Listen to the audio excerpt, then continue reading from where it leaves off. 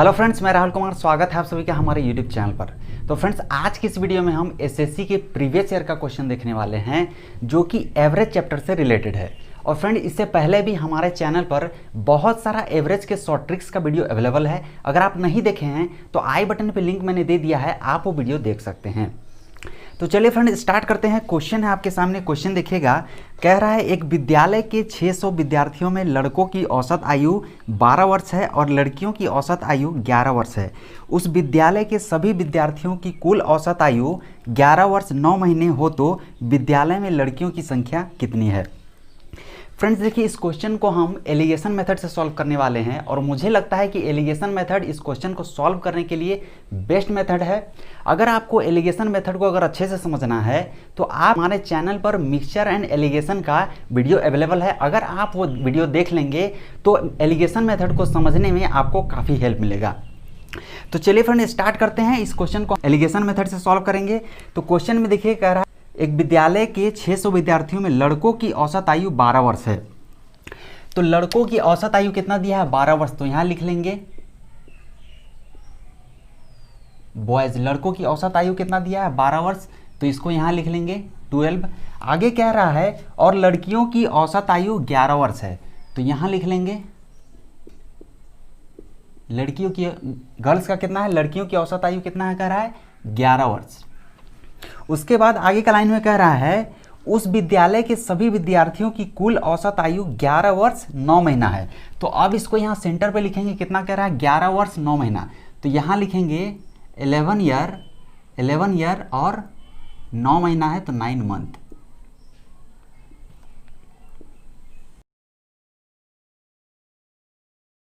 तो क्वेश्चन कह रहा है कि उस विद्यालय में जितना लड़का है तो लड़कों की औसत आयु कितना है? 12 वर्ष है और लड़कियों की औसत आयु 11 वर्ष है। उस विद्यालय में टोटल जितना स्टूडेंट है सबका, लड़का और लड़कियों को मिला के कुल विद्यार्थियों की औसत आयु कितना है? 11 वर्ष 9 महीना है। तो अब इसको हम एलिगेशन मेथड से सॉल्व करने वाले हैं। तो अब क्या करेंगे, इन दोनों में से बड़ा में से छोटा को माइनस करेंगे, बड़ा में से छोटा को माइनस करेंगे और इधर लिखेंगे, और इन दोनों में से बड़ा में से छोटा को माइनस करेंगे और इधर लिखेंगे। तो अब देखिए, इसमें अगर हम देखेंगे कि यहाँ कितना है? 12 ईयर है और कितना है? 11 साल 9 महीना है। तो दोनों में से बड़ा कौन है? 12। तो 12 साल में से जब 11 साल 9 महीना घटाएंगे तो कितना होगा? 12 साल में जब 11 साल घटाएंगे तो बचेगा 1 साल, और 1 साल में फिर जब 9 महीना घटा देंगे तो कितना बच जाएगा? 3 महीना। तो यहाँ लिखेंगे 3 मंथ। और 11 साल 9 महीना में जब 11 साल घटा देंगे तो कितना होगा? 11 साल 9 महीना में जब 11 साल घटा देंगे तो बचेगा 9 महीना। तो यहाँ लिख लेंगे 9 मंथ, 9 महीना।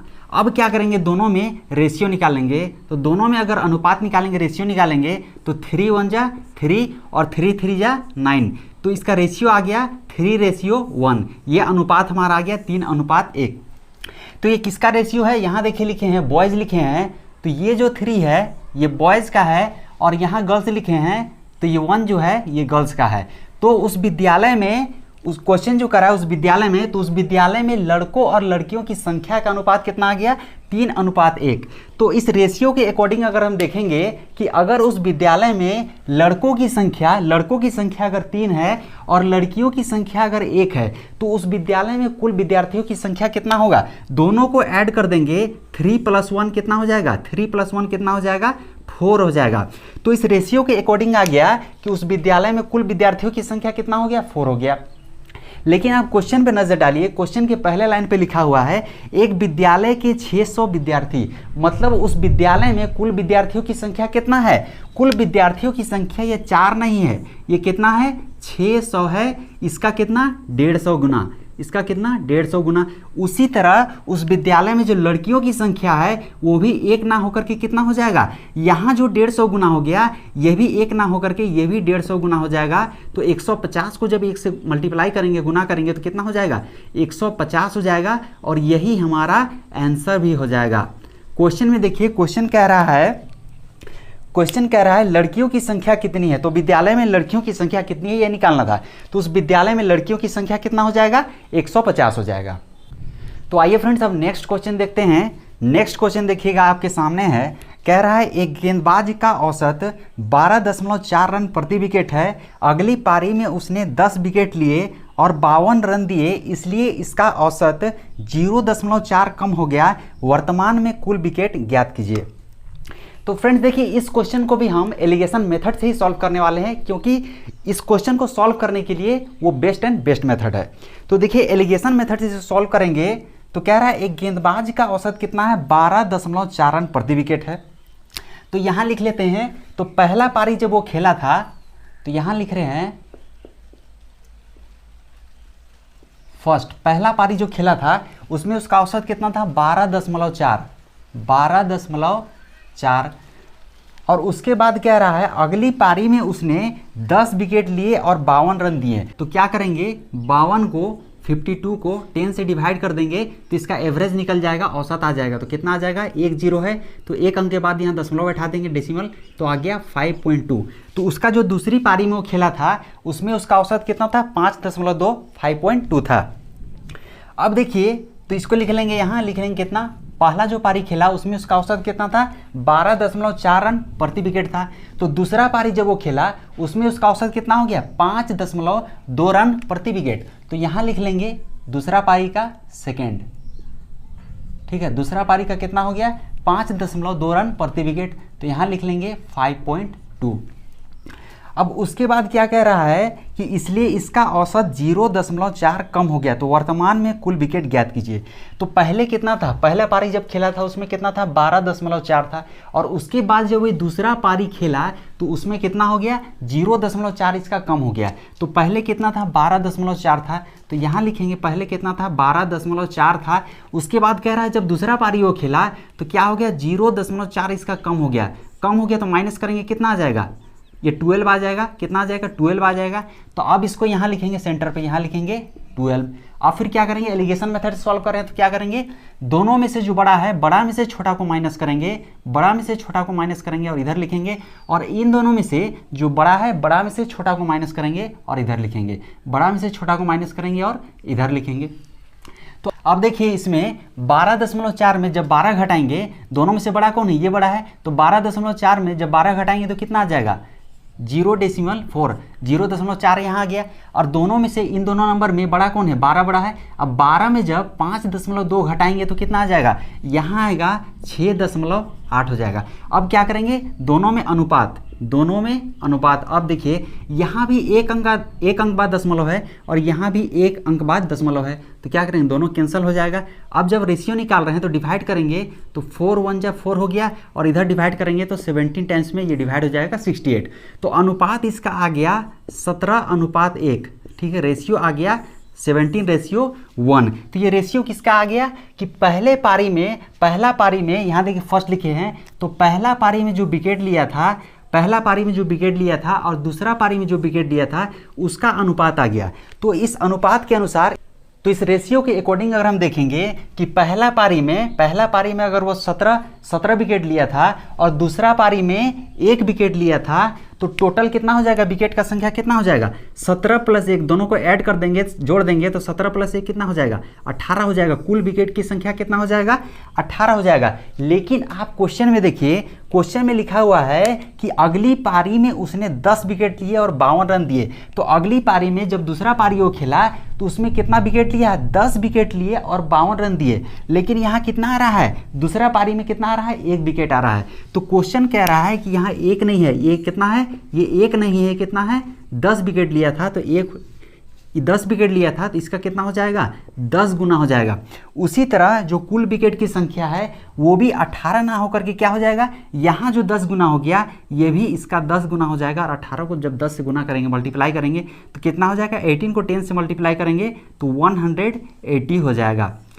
और ये हमारा आंसर भी हो जाएगा। क्वेश्चन जो पूछ रहा है, क्वेश्चन क्या कह रहा है, वर्तमान में कुल विकेट ज्ञात कीजिए। तो कुल विकेट कितना हो जाएगा, 180, इसका आंसर हो जाएगा। तो आइए फ्रेंड्स, अब नेक्स्ट क्वेश्चन देखते हैं। नेक्स्ट क्वेश्चन देखिएगा, आपके सामने है। कह रहा है एक कक्षा में 40 लड़कों में से 30 का औसत भार 60 किलोग्राम है और शेष का औसत भार 56 किलोग्राम है। सारी कक्षा का औसत भार ज्ञात करें। और फ्रेंड्स देखिए, इस क्वेश्चन को भी हम एलिगेशन मेथड से ही सॉल्व करेंगे। लेकिन इससे पहले जो दो क्वेश्चन हम सॉल्व किए उसमें से इसका प्रोसेस थोड़ा सा डिफरेंट होगा, क्या डिफरेंट होगा वो देखिएगा, मैं आपको बता रहा हूँ। देखिए क्वेश्चन में कह रहा है कि एक कक्षा में 40 लड़कों में से, तो कुल लड़कों की संख्या कितना है, टोटल नंबर ऑफ बॉयज़ कितना है, 40 है। उसके बाद कह रहा है उसमें से 30 का औसत कितना है, 60 किलोग्राम है। तो यहाँ लिख लेंगे, एलिगेशन मेथड से सॉल्व कर रहे हैं, तो कह रहा है कि 30 का औसत भार कितना है, 60 किलोग्राम है। तो यहाँ लिखेंगे 60 किलोग्राम। और कितना लड़कों का कह रहा है, 30 लड़कों का है। तो जो नंबर है, नंबर ऑफ बॉयज जो है उसको कहाँ लिखना है, नीचे लिखेंगे। तो यहाँ लिख रहे हैं 30। 30 लड़कों का औसत भार कितना है, 60 किलोग्राम है। उसके बाद आगे कह रहा है और शेष का, तो शेष का मतलब क्या है, देखिए फर्स्ट लाइन में लिखा हुआ क्वेश्चन में, एक कक्षा में 40 लड़के, तो कुल लड़कों का संख्या कितना है, टोटल नंबर ऑफ बॉयज कितना है, 40 है, 40 है। और 40 में से 30 लड़कों का यहाँ बात हो चुका है कि 30 लड़कों का जो औसत है वो कितना है, 60 किलोग्राम है। अब उसके बाद कह रहा है कि शेष का, तो शेष मतलब कितना हो गया, 40 यहाँ टोटल था, 40 में जब 30 को माइनस कर देंगे तो कितना आ जाएगा, 10 आ जाएगा। तब यहाँ लिख रहे हैं 10। तो क्वेश्चन अब कह रहा है कि शेष का औसत भार 56 किलोग्राम है, मतलब 10 लड़कों का औसत भार कितना हो गया, 56 किलोग्राम। तो यहाँ भी लिख रहे हैं 56 किलोग्राम। अब देखिए इसका रेशियो निकालेंगे, दोनों का जो नंबर है उसका रेशियो निकालेंगे। तो रेशियो निकालेंगे, 0 से 0 कैंसिल, कितना आ गया, 3:1, 3:1 आ गया। इससे पहले जो 2 क्वेश्चन सॉल्व किए उसमें क्या डिफरेंट हुआ, उसमें इससे क्या डिफरेंट है ये देखिए। पहले जो क्वेश्चन सॉल्व कर रहे थे उसमें जो कुछ नंबर का जो एवरेज रहता था उसको यहाँ लिखते थे, उसके बाद फिर कुछ नंबर का एवरेज रहता था इधर लिखते थे। अब दोनों को मिला के जो एवरेज होता था उसको सेंटर पे लिखते थे, और फिर बड़ा में से छोटा को माइनस करके इधर लिखते थे, और इधर बड़ा में से छोटा को माइनस करके इधर लिखते थे। उसके बाद रेशियो कुछ आता था, मान के चलिए 1:y कुछ आता था, ठीक है। तो अब पिछले वाले से इसका डिफरेंट क्या है कि हम यहाँ ये नंबर हमें मिला हुआ रहता था क्वेश्चन में, उसके बाद इधर माइनस करके इधर लिखते थे और इन दोनों को माइनस करके इधर लिखते थे, तो यहाँ रेशियो हमको मिल जाता था। लेकिन इस क्वेश्चन में देखिए रेशियो हमको पहले ही मिला हुआ है 3:1, 3:1। अब हमको क्या निकालना है कि यहाँ जो सेंटर पे नंबर लिखते थे यही नंबर हमको निकालना है, और यही जो है आंसर भी होगा, क्वेश्चन यही पूछ रहा है। तो अगर आप मिक्सचर एंड एलिगेशन का वीडियो देखे होंगे तो ये प्रोसेस आपको अच्छे से पता होगा, नहीं पता है तो ध्यान से देखिएगा। इसका कंडीशन क्या है कि यहाँ जो सेंटर का नंबर निकालना है, यहाँ जो हमको एवरेज निकालना है, उसका कंडीशन क्या है, एलिगेशन मेथड से इसका जो रेशियो दिया हुआ है, नीचे जो ये नंबर लिखा हुआ है, दोनों संख्याओं का योग, क्या बोल रहे हैं, दोनों संख्याओं का योग प्लस दोनों संख्याओं का योग, अगर ऊपर वाले दोनों नंबर का ये जो दोनों दिया हुआ है एवरेज, इस एवरेज का माइनस, ठीक है, नीचे वाले दोनों संख्याओं का योग और ऊपर वाले दोनों संख्याओं का अंतर माइनस अंतर अगर बराबर है, इसका मतलब 100% ये कंफर्म हो जाएंगे कि हाँ यहाँ पर 3 ही होगा और यहाँ पर 1 ही आएगा। तो अब यहाँ अगर हम देखेंगे तो 3 + 1 दोनों को ऐड करेंगे तो कितना हो जाएगा, 4 हो जाएगा।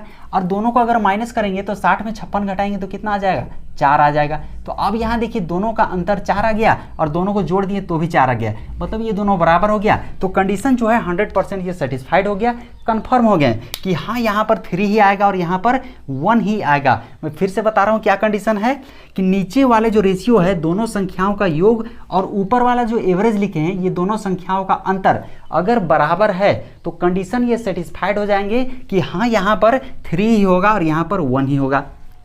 तो दोनों को जोड़ दिए तो 4 आ गया, माइनस किए तो भी 4 आ गया, दोनों क्या हो गया 4 यहाँ दोनों बराबर हो गया, मतलब ये कंफर्म हो गया। तो अब देखिए ये तो पता चल गया कि यहाँ 3 ही होगा, यहाँ 1 ही होगा। पहले जो यहाँ माइनस करके यहाँ लिखते थे, माइनस करके लिखते थे तो जो रेशियो आता था ये वही रेशियो यहाँ पहले दिया हुआ है और हमको ये सेंटर का नंबर निकालना है, ठीक है। तो ये तो कंफर्म हो गए कि रेशियो में यहाँ पर 3 ही आएगा और यहाँ 1 ही आएगा। तो अब देखिए यहाँ लिखा हुआ है 60 और यहाँ 1 आएगा, ये कंफर्म हो गया।